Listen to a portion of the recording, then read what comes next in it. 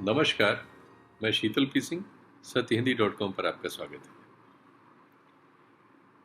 Bharatiya Janata party और संघ परिवार जिन कुछ आधारशिलाओं पर अपनी राजनीतिक नैया खेता है, जिनके बल पर, उसमें से एक है कि वे मनुष्य के एक काल्पनिक किस्म के एक दैविक चरित्र के बारे में धारणा गढ़ते हैं और उम्मीद करते हैं कि जो भी राजनीति में है या समाज में किसी भी तरह से नोटिस्ड है या पूरा समाज ही उस धारणा का पालन कर रहा होगा, करेगा और वो उसमें आदर्श के तौर पर सामने आएंगे। इसको स्थापित करने के लिए वो जो उनके दल में नहीं है या जो उनके निशाने पर है, उन सब के जिसे कहते हैं बिलो द बेल्ट वार हमेशा किया करते हैं। ये एक ऐसे हमारे जैसे देशों में और वैसे तो दुनिया में सभी जगह जो यौनिकता है उसको लेके एक कौतूहल अनवरत है पूरे समाज में। वो हमेशा बहस के बीच है। सबसे ज़्यादा आप इंटरनेट पर खोजा जाने वाला जो विषय है वो यौनिकता है। ये मनुष्य की एक आप कह सकते हैं नैसर्गिक एक्टिविटी है कि वो इस क्षेत्र में किसी न किसी रूप में हस्तक्षेप करता रहता है। वो हमेशा इसके बारे में आप कह सकते हैं कि उत्सुक होता है उसको लेकर। इसको संघ परिवार बहुत इनकैश करता है, बहुत ही भद्दे, फूहड़, आपराधिक, गलीज तरीके से। मैं जब स्टूडेंट था तो मुझे याद है कि श्रीमती गांधी, इंदिरा गांधी जी देश की नेता थी, प्रधानमंत्री थी। हम लोग पत्रकारिता में, राजनीति में कांग्रेस का विरोध करते हुए विकसित हुए, लेकिन हमारे विरोध में कभी वो सब नहीं था जो हमारे इर्द गिर्द आज जो राइट विंग है, आज जो सत्ता में है, इनके लोगों द्वारा तब भी फैलाया जाता था। वो इंदिरा गांधी के बारे में जो भी बातचीत करते थे, हम लोग उनकी नीतियों के बारे में करते थे। ये उनके व्यक्ति के बारे में हमेशा इधर उधर की अफवाहें क्रिएट करना, झूठी गलीज उनको एक दूसरे से पास करना, सरगोशी करना, उस पर सीधे सीधे सामने न आना, ये इनका चरित्र तब भी था। ये मैं पूरे अपने जीवन में देखता आ रहा हूँ। नेहरू जी के बारे में, गांधी जी के बारे में, जो भी जिससे भी इनका अपोजिशन है, उसके चरित्र के बारे में सबसे पहले ये सच को बहुत झूठ में बदल के और एकदम ही झूठ को, इस सब को प्रचारित प्रसारित करने में ये लगे रहते हैं। और उसके सामने पेश क्या करते हैं कि संघ में काम करने वाले जो संघ के तमाम कार्यकर्ता हैं और वो जो राजनीति में बीजेपी वगैरह में या दूसरी जगहों में काम करते हैं, वे शादी नहीं करते, ब्रह्मचर्य का पालन करते हैं। और सच्चाई क्या है? हर दूसरे तीसरे महीने हम इनके सेक्स स्कैंडलों की बाढ़ देखते हैं। बहुत ही फूहड़ भद्दे, उसी तरह से जैसा कि हो सकता है। नैसर्गिकता है, छुप ही नहीं सकता। मनुष्य का ये दोष हमेशा उसमें अगर ये दोष है तो दोष की तरह रहेगा, और वरना एक सूचना है, उसको आप सूचना के तौर पर ले सकते हैं, जिसको हमेशा मनुष्य उसके बारे में आप कह सकते हैं इंक्विजिटिव रहता है, कौतूहल वाला रहता है। खैर, अभी ताज़ा घटना आई है तमिलनाडु से, और हमारी एक मित्र हैं जो लगातार कार्यक्रमों में मेरे आती हैं, विजया नाडार। उन्होंने इस बारे में एक वीडियो तैयार किया है, उस पूरी घटना को बताएंगी। मैं सिर्फ इतना ही बता दूं कि इससे 3-4 महीने पहले एक वाटर रिसोर्सेज मिनिस्टर थे, उनको इस्तीफा देना पड़ा था येडियुरप्पा की गवर्नमेंट से, इसी तरह के सेक्स स्कैंडल में उनका नाम आया था। इनके भी तमाम शीर्षस्थ नेताओं के नाम आते रहे हैं। हमारे बहुत जिसे कहा जाए सम्माननीय कहे जाने वाले अटल जी के बारे में ऐसी बहुत सारी बातें खुद बीजेपी के नेताओं ने कही हुई। इस समय जो चर्चा आजकल हो रही है सबसे ज़्यादा, वो जो एक यहाँ गाजियाबाद के एक आजकल इनके नए संत हैं, यति महाराज, जो उनका एक वीडियो सोशल मीडिया में सर्कुलेशन में है और उस पर कोई नहीं बोल रहा है। उसमें वो सीधे सीधे बदतमीजी से स्त्रियों के बारे में, इन जनरल राजनीति में आने वाली स्त्रियों के बारे में, और बीजेपी की स्त्रियों के बारे में जो बीजेपी में राजनीति में आई हैं, उन सब के बारे में पर्टिकुलरली ऐसा कमेंट कर रहे हैं जैसा हम आप नहीं करना चाहेंगे, कोई भी सभ्य आदमी नहीं करना चाहेगा। ये गलीज चीज़ है, उस पर कोई नहीं बोला। एक दो सोशल मीडिया की स्त्रियों ने, जो राइट विंग में भी है, और बाकी सब ने तो उनको छील ही दिया। उन्होंने ज़रूर कहा कि गलती से इस आदमी के साथ को हम लोगों ने गलत आकलन कर लिया था, इस तरह की बात एक दो की आई। लेकिन पूरी पार्टी को में इतनी स्त्रियां हैं, इतने मंत्री पद हैं, एक महिला और बाल विकास का एक मंत्रालय ही है, सबको सांप सूंघा हुआ है। अगर ये बात किसी गैर इनके ग्रुप के आदमी ने कह दी होती, किसी मुसलमान ने, किसी ईसाई ने, किसी सिख ने, या किसी दलित ने, आदिवासी ने, किसी कमज़ोर आदमी ने कह दी होती, तो इस देश में बवाल, सारे टेलीविज़न चैनल इसी को लिए हुए बैठे होते। तो फिलहाल इनकी गलाजत से कर्नाटक में, जैसा मैंने बताया कि अभी मार्च के महीने में एक मंत्री जी को अपना मंत्री पद चला गया था उनका। हर दूसरे तीसरे महीने इस तरह के स्कैंडल आते रहते हैं, क्योंकि हमारे समाज में इसको लेके एक अजीब तरह का वितृष्णा का भाव है, जिसे इसी तरह की राजनीति ने पैदा किया है, और कौतूहल है और सनसनी है, और एक आपराधिक किस्म की मर्दवादी सोच समझ इसके पीछे है, जो पुरुषों को तो इस मामले में बरी करती रहती है। ये राजनीति में भले अलग जाए, लेकिन उनको उस तरह के दोष का शिकार नहीं होना होता है, सामाजिक दोष का, जैसा स्त्रियों को होता है। स्त्रियों के लिए ये बहुत ही असम्मानजनक और बहुत ही तकलीफदेह, त्रासद स्थिति होती है। तो फिलहाल जो मामला आया है, वो एक महासचिव है तमिलनाडु के, 30 सालों से संघ में काम करते रहे हैं, और करीब करीब 6 स्त्रियों का बताया जा रहा है कि उस मामले में टेप वेप है। एक का टेप जारी कर दिया है, वो भी किसी बीजेपी के ही कार्यकर्ता ने जारी किया है, उसको फिर पार्टी से निकाला विकाला गया है। कहा जा रहा है कि वहाँ जो पार्टी के नए अध्यक्ष, एक पुलिस ऑफिसर हैं, नौकरी छोड़ के बीजेपी में आए और वहाँ के अध्यक्ष बने हैं, उनकी शह पे ऐसा हो रहा है। खैर, ये कंट्रोवर्सीज जो है वो अभी आप वीडियो में विजया से सुनेंगे, लेकिन जो इसका विषय की वस्तु थी वो मैंने आपसे कहने की कोशिश की। सुनिए, विजया को सुनिए आप। जब बहुत चर्चित जांबाज पुलिस अफसर के अन्नामलाई को कर्नाटका पुलिस से रिजाइन करवाकर तमिलनाडु पॉलिटिक्स में एंट्री मिली, एक फ्रेश बीजेपी फेस बनाकर लाया गया उनको, ऐसे लगा, मीडिया में भी बहुत चर्चा हुई कि शायद अन्नामलाई के एंट्री से यूथ वोट्स बीजेपी को मिल जाएंगे, और जो पिछले सीएम है एआईएडीएमके की ईपीएस पलनीस्वामी, शायद उनके भी वोट्स अन्नामलाई को मिल जाएंगे, क्योंकि अन्नामलाई जो है ओबीसी बैकग्राउंड के एक बहुत चर्चित नामी फेस हैं। लेकिन ऐसा कुछ भी नहीं हुआ और बीजेपी महज 4 सीटों में सिमट कर रह गई। लेकिन फिर भी बीजेपी को ऐसा लगा कि शायद अगले 10-15 साल में अन्नामलाई शायद कुछ कमाल कर पाए और उनकी एक स्ट्रॉन्ग पहचान तमिलनाडु में हो जाए। ऐसा ही लग रहा था, शायद इसीलिए उनको स्टेट बीजेपी प्रेसिडेंट बनाया गया, जबकि बीजेपी में ऐसा कोई ट्रेडिशन नहीं है कि एक नए एंट्रेंट को एक ही साल के अंदर इतनी बड़ी पोस्ट दी जाए। लेकिन कितनी सच बात यह है कि एक अफसर की सही पहचान यूनिफॉर्म के बाहर है, ना कि यूनिफॉर्म में रहकर है।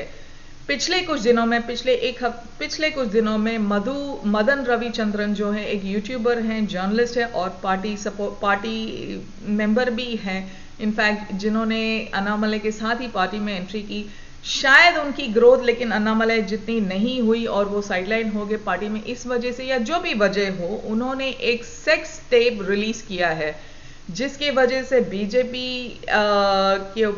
बीजेपी पे बहुत ज़्यादा अटैक्स हो रहे हैं तमिलनाडु में। इट इज़ वेरी सरप्राइजिंग कि नेशनल मीडिया ने ये मैटर कंप्लीटली इग्नोर कर दिया है, क्योंकि ये कोई पार्टी एमएलए नहीं है, कोई छोटे मोटे लीडर नहीं है, ये पार्टी के नंबर 2 हैं, प्लस आरएसएस से पिछले 30 सालों से जुड़े हुए हैं। इनफैक्ट एलके आडवाणी के यथ यात्रा में भी जुड़े हुए थे। और केटी राघवन, जिनके अगेंस्ट ये सेक्स टेप बाहर आया है, जो जिसमें एक डिस्ट्रिक्ट की party leader, women party leader का भी इन्वॉल्वमेंट है, वो सेक्स टेप इतना एक्सप्लिसिट है, पूजा रूम में हो रहा है, जहां पर वो मिनिस्टर के पैर जो हैं भगवान की मूर्ति की तरफ होकर भी एक सेक्स एक्ट पूरा का पूरा रिकॉर्ड हुआ है, और वो पूरा का पूरा अभी पब्लिक डोमेन में है। बहुत सरप्राइजिंग है कि नेशनल मीडिया में ये बहुत बड़ा इशू नहीं हुआ है, लेकिन तमिलनाडु पॉलिटिक्स में यूट्यूबर्स ने बहुत जगह पर ये फैला दिया है और लाखों व्यूज इसके ऑलरेडी हो चुके हैं। जिसकी वजह से केटी राघवन को रिजाइन करना पड़ा है। ये भी अगेन बीजेपी के लिए फर्स्ट है, क्योंकि बीजेपी से ना कोई रिजाइन करता है, ना इनके खिलाफ कोई एक्शन होता है, कहीं किसी भी स्टेट में ऐसा कुछ भी हुआ नहीं है। लेकिन केटी राघवन ने शायद अपना पर्सनल छवि के वजह से, वो एक एडवोकेट भी हैं और बहुत पॉपुलर मीडिया फेस हैं और बीजेपी के लिए अक्सर मीडिया में आते हैं। इनफैक्ट जस्ट बिफोर इलेक्शंस एक सिलेक्ट मीडिया टीम को लेकर वो नरेंद्र मोदी से उनसे मिलवाया भी गया था। अब आते हैं अन्नामलाई पे। अन्नामलाई को शायद ऐसा लगा कि अगर वो उनकी पास भी ऐसी खबरें आ चुकी हैं कि बीजेपी जो टॉप लीडर्स हैं इन सब चीज़ों में इन्वॉल्व हैं। इनफैक्ट एल गणेशन जो रिसेंटली इनको मणिपुर का गवर्नर बनाया गया है, शपथ लिए उन्होंने रिसेंटली ही, तो उनके भी खिलाफ ऐसे एलिगेशंस लग चुके हैं। तो जो तमिल फिल्म एक्ट्रेस है खुशबू सुंदर, जो कांग्रेस से रहकर अब बीजेपी में आए, जब उनसे पूछा गया कि उनके व्यूज क्या हैं, तो उनका बस यही कहना था कि क्या कोई औरत ये कंप्लेन लेकर आई है किसी अथॉरिटी के पास। लेकिन उनको अगर बहुत सारे उनके जो व्यूवर्स उनके फैंस हैं उनको रिमाइंड कर रहे हैं कि पहले भी जब लाया गया था तो पार्टी ने ऐसा कोई खिलाफ एक्शन लिया नहीं है। इनफैक्ट ऐसे बहुत सारे केसेस है तमिलनाडु में भी जहां पर जो कंप्लेनेंट है उनको पार्टी से निकाल दिया जाता है, लेकिन जो अक्यूज्ड हैं उनको एमएलए की सीट मिल जाती है। ये तमिलनाडु में हुआ है, कर्नाटका में हुआ है, यूपी में तो होता ही रहता है। तो ऐसा कोई स्टेट नहीं है जहां पर उनको ये होता है। तो केटी राघवन का भी शायद अगर वो मीडिया में नहीं आता तो वो भी शायद बच जाते, लेकिन बिकॉज वो वीडियो इतना वायरल हो गया कि उनके पास और कोई रास्ता बचा नहीं था। ये अन्नामलाई की भी साजिश मानी जाती है अगेंस्ट पार्टी लीडर्स, क्योंकि पार्टी में बहुत सारे गुट बन चुके हैं। ओबीसी अलग गुट बन चुका है, ब्राह्मण कम्युनिटी अलग गुट बन चुका है। केटी राघवन जो 30 साल से आरएसएस लीडर रह चुके हैं, उनको लगा था कि पार्टी चीफ वो बनाए जाएंगे, तो वो हुआ नहीं। और एल सर्वणन थे जो पहले जो बीजेपी लीडर थे, उनको सेंट्रल मिनिस्टर बना दिया गया है। तो केटी राघवन को ऐसे लगा होगा कि शायद उनके लिए जगह खुल गई है, तो वो और उनमें और अन्नामलाई में बहुत अनबन वैसे शुरू से ही हो रही थी। लेकिन इसकी वजह से ये बात हमको नहीं भूलना चाहिए कि ये जो मुद्दा है, असली मुद्दा जो है, औरतें जो कह रही हैं कि इनके ऊपर एलिगेशंस ये पार्टी फेवर्स मांगे जा रहे हैं फॉर पार्टी पोजीशंस, वो एक इकलौता हनी ट्रैप केस नहीं है। मदन रविचंद्रन जिसने पहला टेप रिवील किया है, उसका कहना है कि इसके पास 15 ऐसे बीजेपी लीडर्स के टेप्स हैं जो वो अगले कुछ दिनों में वो रिलीज कर देंगे। ठीक है, अब ऐसा लग रहा है कि शायद पार्टी के प्रेशर के अंदर आकर शायद वो रिलीज ना करे, लेकिन फिलहाल उस मदन रविचंद्रन को भी पार्टी से निकाल दिया गया है और वो बहुत मजबूती से खड़ा है कि नहीं, मैं ये सारे टेप्स रिवील करूंगा, एक के बाद एक रिवील करूंगा।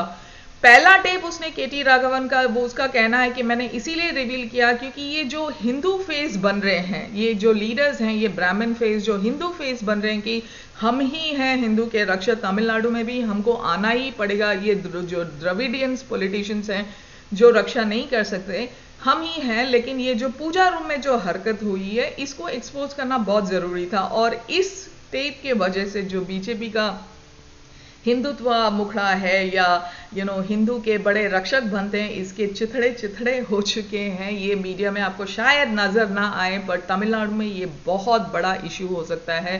ये इतना बड़ा इशू हो चुका है कि शायद बीजेपी अगले कुछ सालों तक तमिलनाडु में उनकी कोई बात नहीं बन सकती, क्योंकि अगर सारे टेप्स आ गए, बिकॉज इसमें सारे पार्टी टॉप लीडरशिप है, ऐसे नहीं है छोटे मोटे एमएलएज नहीं है या पार्टी सपोर्टर नहीं है, सारे टॉप बीजेपी लीडर्स के वीडियोस हैं। तो ये अगर सब बाहर आ जाते हैं और स्टालिन गवर्नमेंट, जिनसे बहुत एक्सपेक्टेशन है डीएमके गवर्नमेंट की, वो जो करप्शन थे एआईए डीएमके के खिलाफ इतने सारे एलिगेशन से, पिछले मिनिस्टर्स एमएलए सबके अगेंस्ट जो एलिगेशन से, उस पे finally Stalin government will start acting.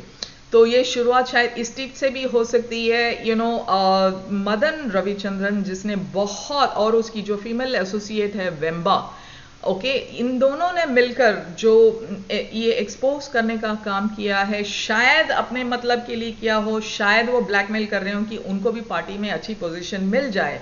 लेकिन जो भी वजह हो, उनके जो ये कारनामे हैं ये बहुत ही अद्भुत हैं। इनफैक्ट इनकी प्लानिंग शायद 1-2 महीने से चल रही थी। इन्होंने एक एक करके जो डिस्ट्रिक्ट लीडरशिप औरतें हैं उनको अपने भरोसे पर लेकर ये स्टिंग करवाया है, और 6 ऐसी औरतें हैं जिनके ऊपर ऑलरेडी अटैक्स शुरू हो चुके हैं। इनफैक्ट फर्स्ट स्टेप में जो है डिस्ट्रिक्ट सेक्रेटरी है, शायद चेंगलपेट रीजन बोलते हैं उसको, उस लड़की के हस्बैंड ने पुलिस में कंप्लेन की है कि मेरी बीवी को किडनैप कर दिया गया है, केटी राघवन के लोगों ने मेरी बीवी को किडनैप कर दिया है और मेरे को भी मारने के लिए आ रहे हैं, मुझे भी किडनैप कर देंगे, ऐसा पुलिस कंप्लेन दिया है। उसका क्या हुआ है अब तक हमें नहीं पता, शायद जांच चल रही है, लेकिन ये कंप्लेन हो चुका है।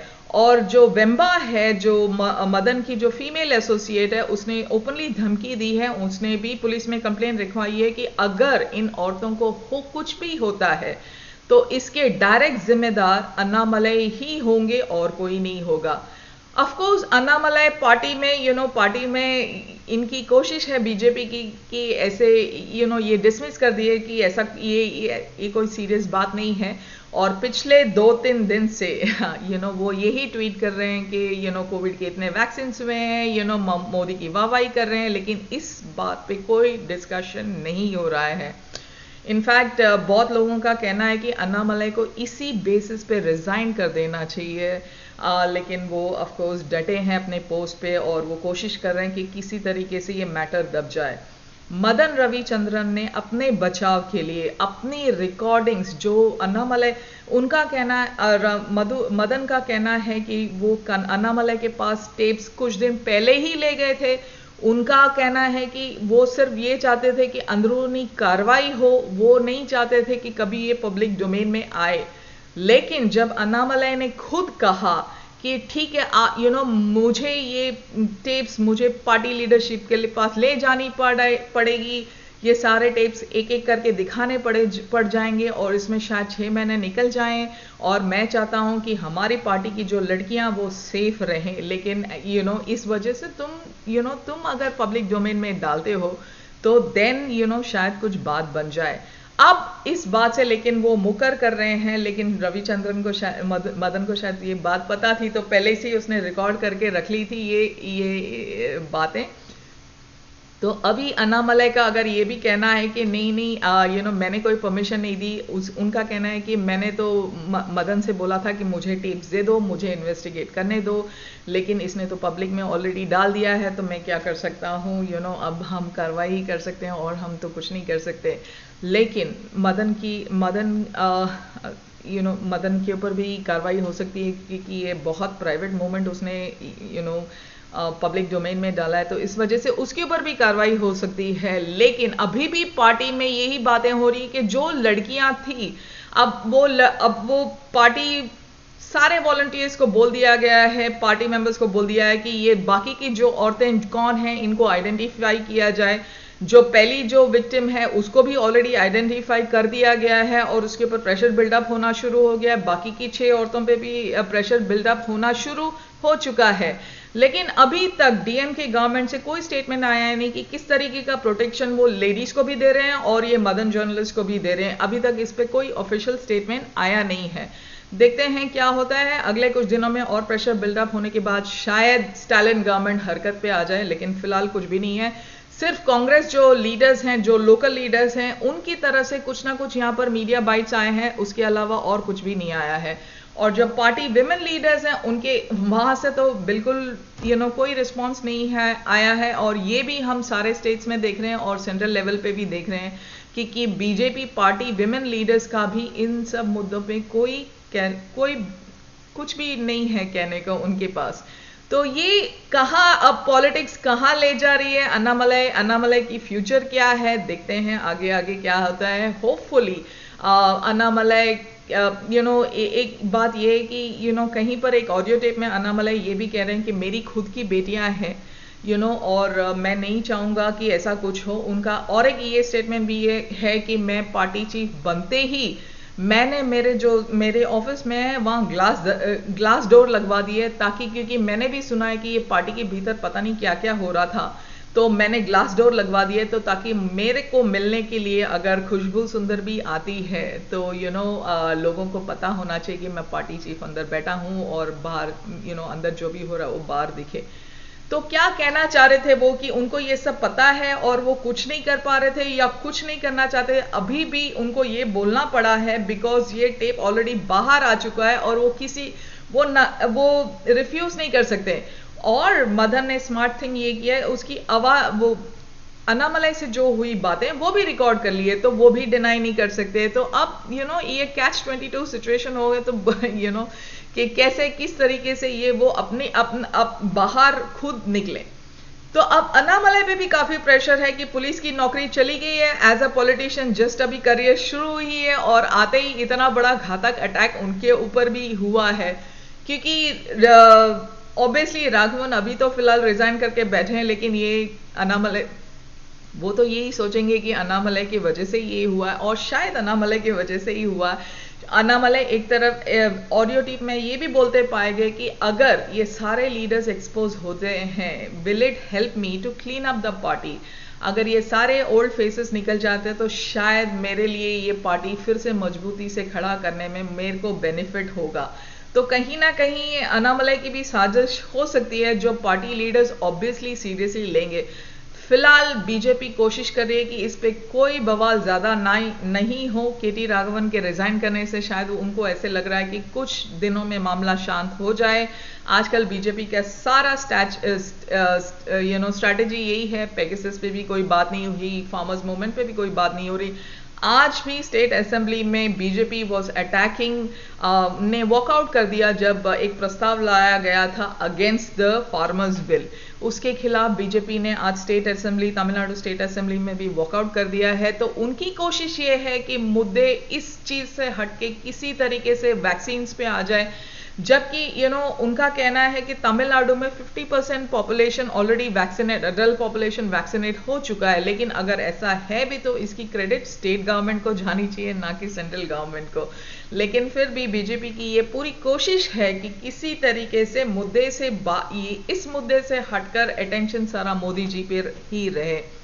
अन्नामलाई मोदी जी के बहुत बड़े फैन हैं और हर वक्त उनको एक वो इनसिक्योरिटी भी थी कि जो केटी राघवन है वो नरेंद्र मोदी से भी क्लोज हैं, अमित शाह से भी क्लोज हैं और निर्मला सीतारमण से भी क्लोज हैं। तो उनको ये इनसिक्योरिटी थी कि शायद केटी राघवन कभी ना कभी अपनी मुझे हटवा कर शायद बैठ जाए, और मुझे ये लीडरशिप क्लोज करनी है।